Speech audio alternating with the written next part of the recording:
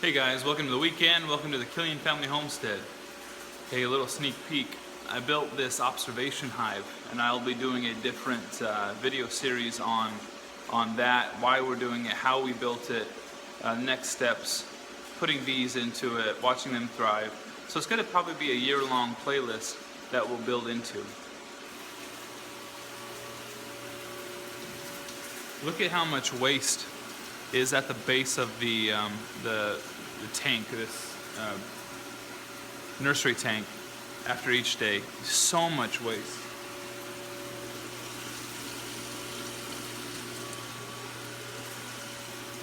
So that's why it's important to clean that out every single day. It takes a minute. Just take your siphon, boom, hit it, replace a little bit of water, you'll be good to go. As you saw in the video yesterday, I've got the 255s up. This is just being conditioned. I've got some stuff coming to cycle through and different accessories and stuff. But just looking around, making sure things are good, feeding the fish. Go outside and show you what I'm going to do next. Slip the old boots on first. Feeding the sheep, I just put a bale of grass hay right there just to observe here. It's important, as I've said before, to watch out, just stand and watch your animals, make sure things are okay, because you can oftentimes find things in the early stages and get it corrected. Here are the 10-day-old lambs. The ewe lambs are here. Remember, this one was adopted over, and the two little rams are over there. I've actually already banded this one. So that's going to be a wether for their table, and we're keeping that one as a replacement or to sell him as a ram. She is so bagged up right now, she must be ready to deliver. I want you to notice this. Do you see how the back end of this sheep is very different than here? The top rounded, top line is nice. This is a ewe that is moments away from delivering a baby. The lamb would have its head, front feet forward, and it's going to be coming out, being delivered anytime. She looks so ready. Should happen today. She's starting to bag up as well, and this one is bagging up as well. So within the next couple days, I suspect that we'll probably have 6 to 7 more lambs born, which is a lot.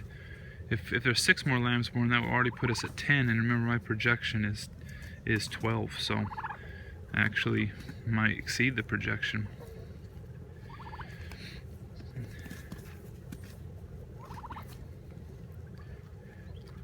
There's a little bit of a hierarchical struggle, a pecking order, so to speak, among sheep. I love sheep. I just love them. I love all farm animals, as you can tell. Anyways, there have been no lambs born today, Sunday morning. There should be lambs born later on today, though, I think. So we'll just continue this clip and see what happens for the rest of the day. As you can see by the snow, I haven't been out to the beehive, to the apiary for quite a while.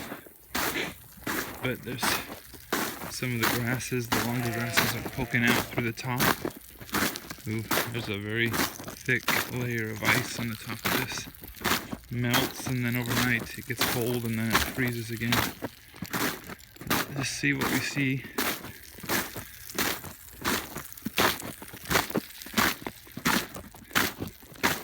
I'm seeing a pile of dead bees in the front entrance of hive number 1.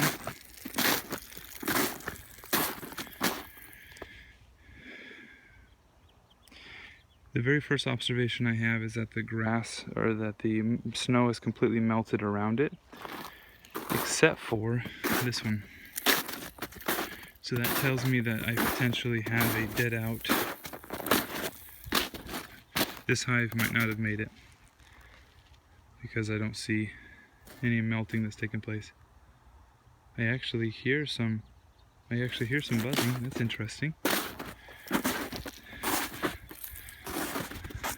The dead bee pile-ups in the front, that's to be expected. I mean, there's quite a few, unfortunately, in front of this one. So that's a little more than I would like to see at this time of the season. But I fully expect these four, 1, 2, 3, 4, to have colonies alive in them. This one, I doubt it.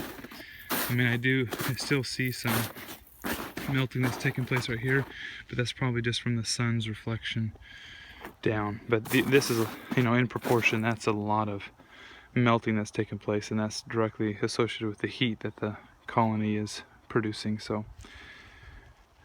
no sense in looking in, of course, it's too cold, or fiddling with anything. Just let them be.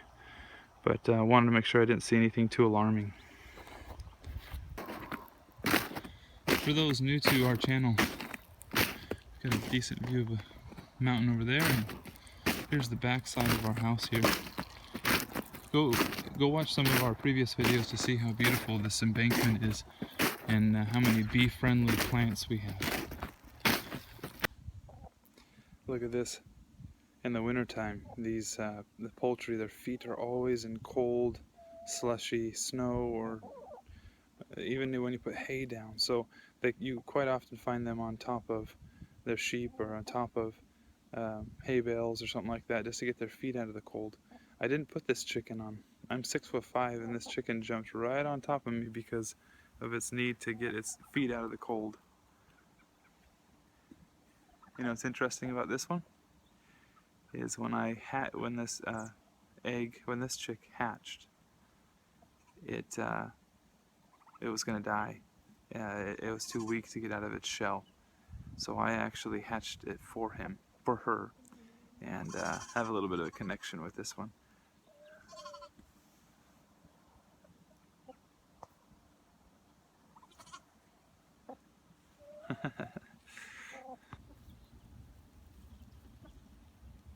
It's funny how the lambs always kind of stick together while the mamas are feeding or doing their thing.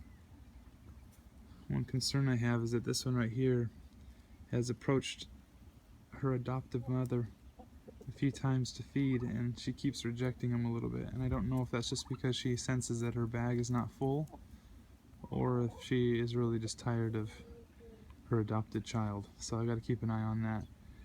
The one is obviously much smaller than the other two, but not any smaller than this one. So that's why I'm not too concerned right now, but I just got to keep an eye on that. Lambs love to play.